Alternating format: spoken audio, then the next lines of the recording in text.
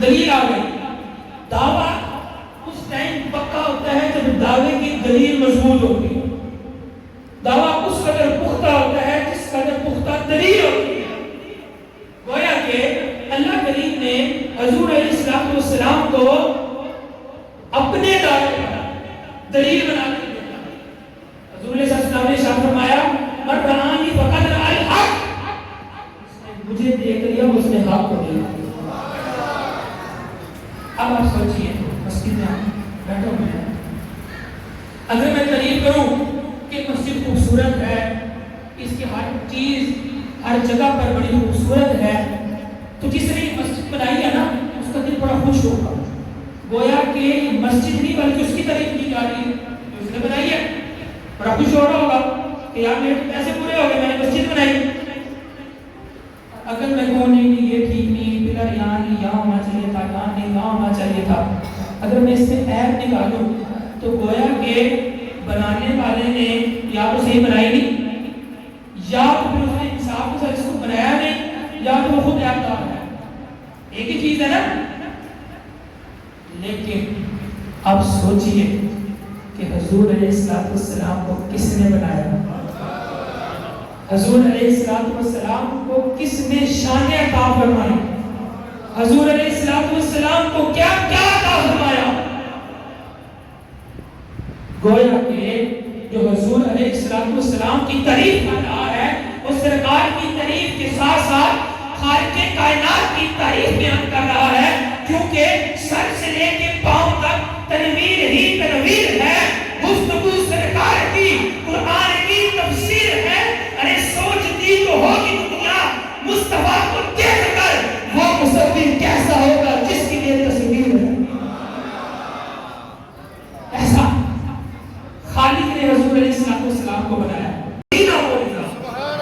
شاہ بلند دیوی رحمت اللہ علیہ جذب الغیوب الى غیر المحبوب کتاب کا نام ہے، اس میں ارشاد فرماتے ہیں کوئی کوڑ کا مرد اگر مدینے چلا جائے اور مدینے کی مٹی اگا کے اپنے اوپر مار لے، اللہ کریم اس کو شفا عطا فرماتا ہے. اللہ کریم اس کو شفا عطا فرما دیتا ہے.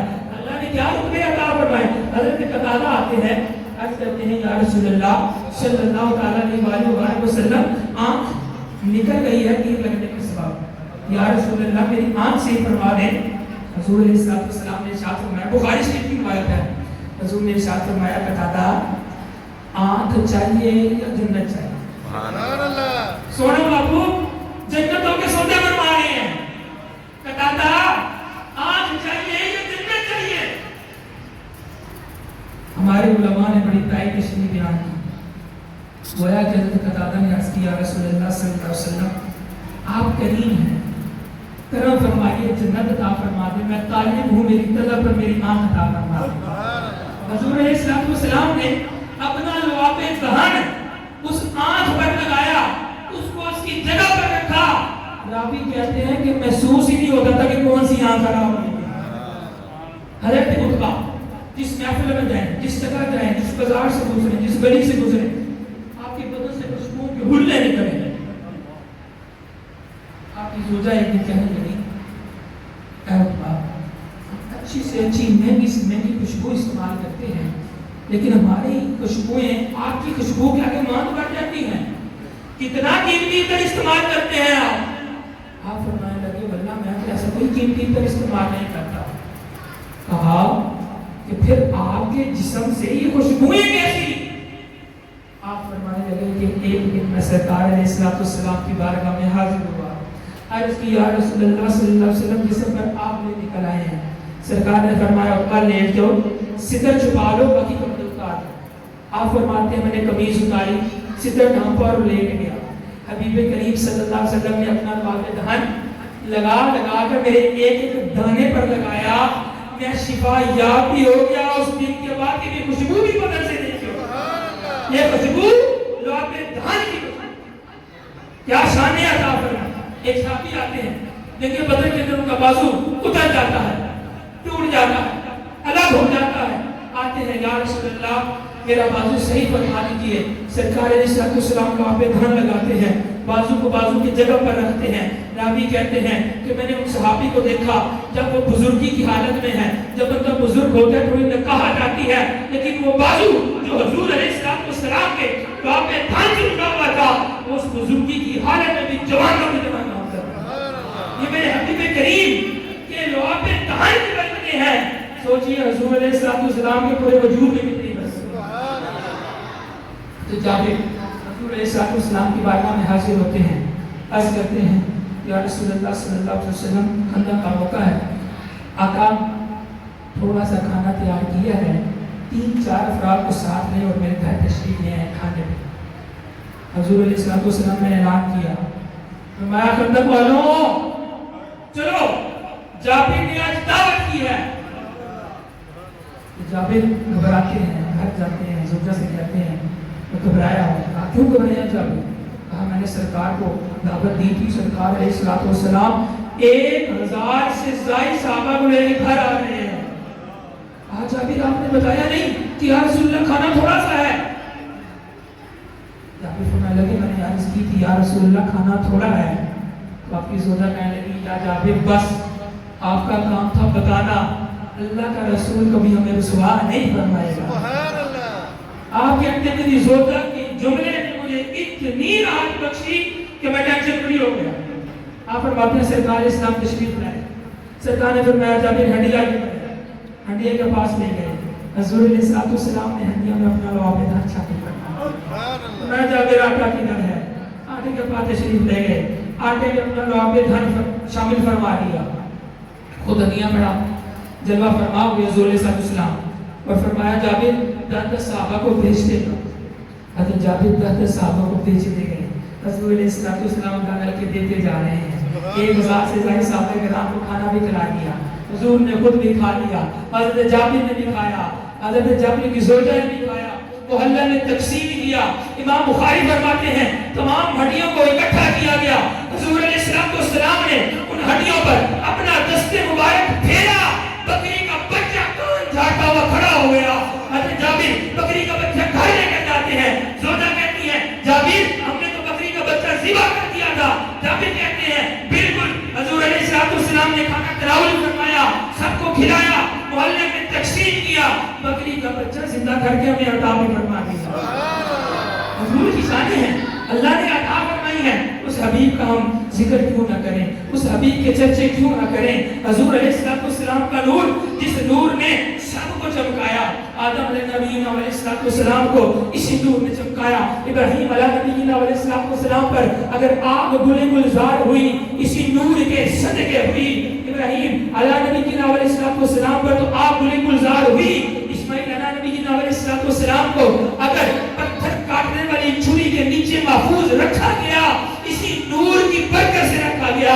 اس نور نے ابو بکر کو چمکا کر صدیق اکبر بنا دیا. اسی نور نے ابو عمر فاروق کو چمکا کر فاروق اعظم بنا دیا.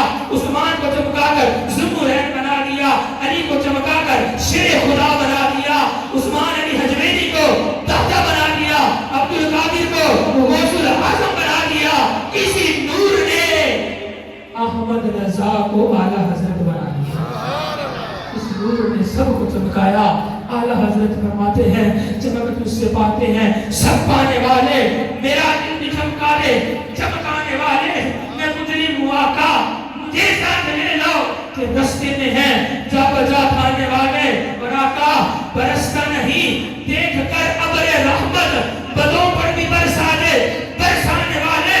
اور تو زندہ ہے واللہ, تو زندہ ہے واللہ, تو زندہ ہے واللہ, تو زندہ ہے واللہ, تو زندہ ہے واللہ, تو زندہ ہے واللہ.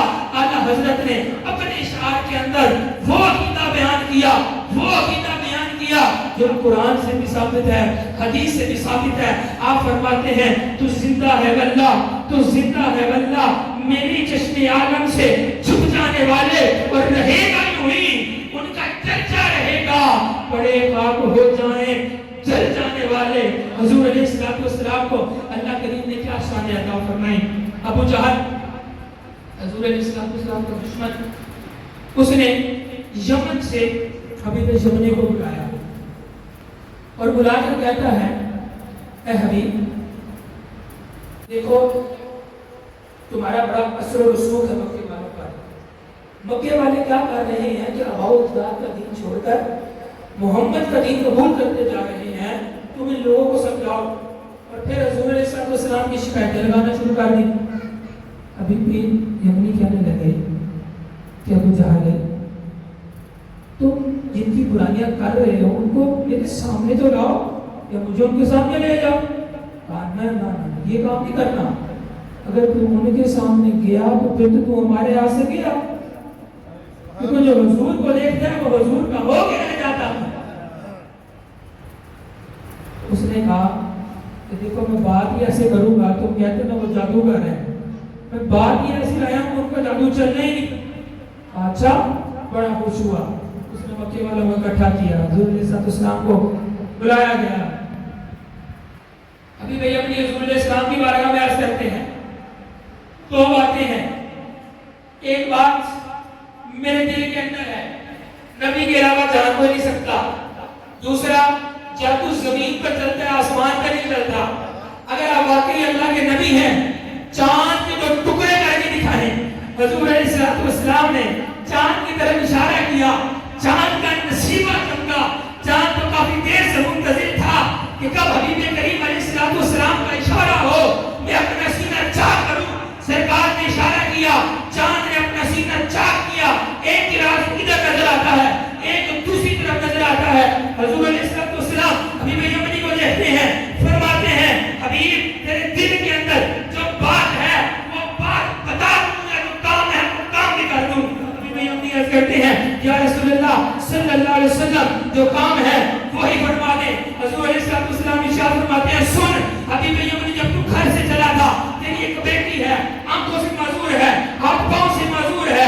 تو یہ چاہتا تھا کہ اگر اللہ کے نبی ہوئے میں ان سے دعا کروں گا اللہ میری بیٹی کو شفا دے دے گا. حبیب یمنی گھر لوٹ جا اللہ نے میری بیٹی کو شفا یابی عطا فرما دیا. حبیب یمنی جلدی جلدی لوگوں کو کہتے ہیں اے لوگوں کیا اب بھی ایمان نہیں لاؤ گے. چاند کے جو ٹکڑے کر دیے میں دل کی بات بتا دی. حبیب یمنی روانہ ہوتے ہیں.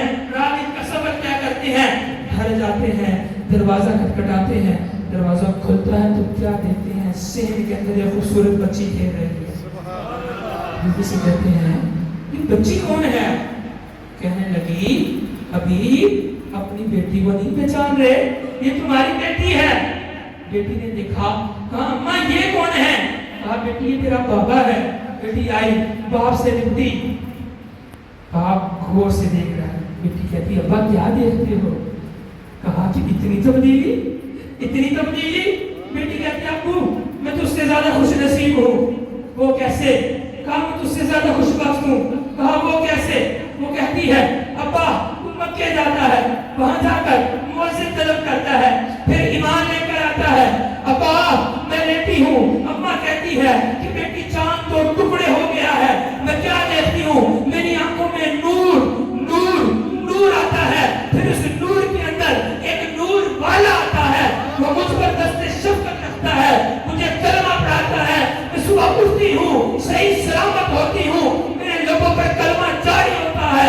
ابا تو گیا مؤذن طلب کیے پھر کلمہ پڑھا. مجھے سونے نے آ کر کلمہ پڑھایا. سونے نے آ کر کلمہ پڑھایا ہے. یہ عزتیں یہ شانیں یہ بلندیاں اللہ کریم نے اپنے حبیب کریم صلی اللہ علیہ وسلم کو عطا فرمائی. وقت بہت مختصر ہے. کوشش کر رہا ہوں کہ جتنا حبیب یا اللہ میں تیرا کریم ہوں. تو نے مجھے شریعت دی ہے تو نے مجھے کتاب دی ہے تو نے مجھے رسالت دی ہے. اللہ میں تیرا کلیم ہوں تو سے ہم کلام ہوتا ہوں. اے اللہ محمد تیرے حبیب ہیں. اے اللہ کلیم اور حبیب میں فرق کیا ہے؟ اللہ فرماتا ہے موسیٰ تو میرا کلیم ہے جو پہلے مقدس وادی دعا میں آتا ہے اپنے جوتے اتارتا ہے تو سے ہم کلام ہونے کا شرف پاتا ہے. پھر مجھ سے التجا کرتا ہے ربی آرینی یا اللہ میں تجھے دیکھنا چاہتا ہوں تو میرا کلیم ہے. سن موسیٰ وہ میرا حبیب ہوگا. ہانی کے گھر آرام کر رہا ہوگا. جبرائیل کو 70,000